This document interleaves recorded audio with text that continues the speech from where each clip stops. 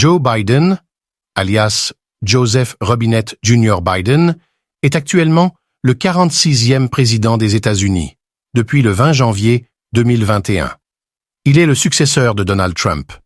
Il fut également le vice-président des États-Unis sous la présidence de Barack Obama de 2009 à 2017. Né en 1942 en Pennsylvanie, il est issu d'une famille catholique irlandaise. Il sort diplômé d'histoire et de sciences politiques en 1965 à l'Université du Delaware, puis il enchaîne avec des études de droit à l'Université de Syracuse.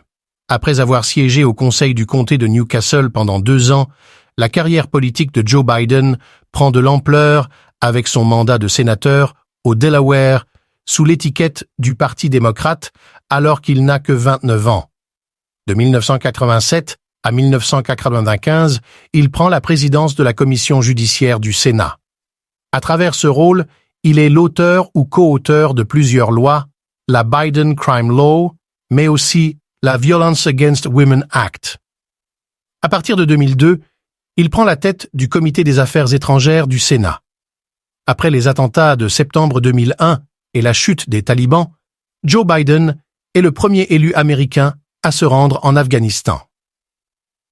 1988, une première tentative présidentielle.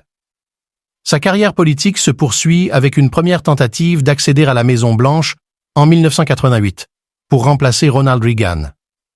Mais Joe Biden est très vite obligé d'abandonner la course dans les primaires démocrates puisqu'il se retrouve au cœur d'un scandale. Pour quelle raison? Il est accusé d'avoir plagié le discours de Neil Kinnock, leader travailliste anglais, qu'il avait prononcé lors de sa campagne électorale dans l'État d'Iowa. Sur la même période, il est atteint de problèmes de santé, un double anévrisme cérébral, l'obligeant à se retirer de la scène politique.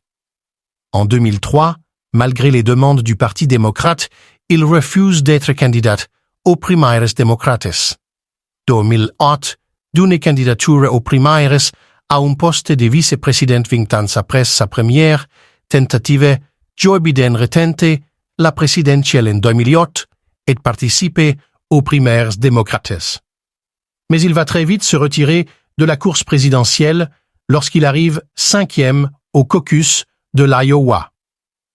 En août de la même année, soit 3 mois avant l'élection, il est choisi comme vice-président par Barack Obama pour notamment contrer les accusations d'inexpérience en termes de politique étrangère. À eux deux, il remporte l'élection présidentielle du 4 novembre 2008. Abonnez-vous à ma chaîne pour ne manquer aucune vidéo.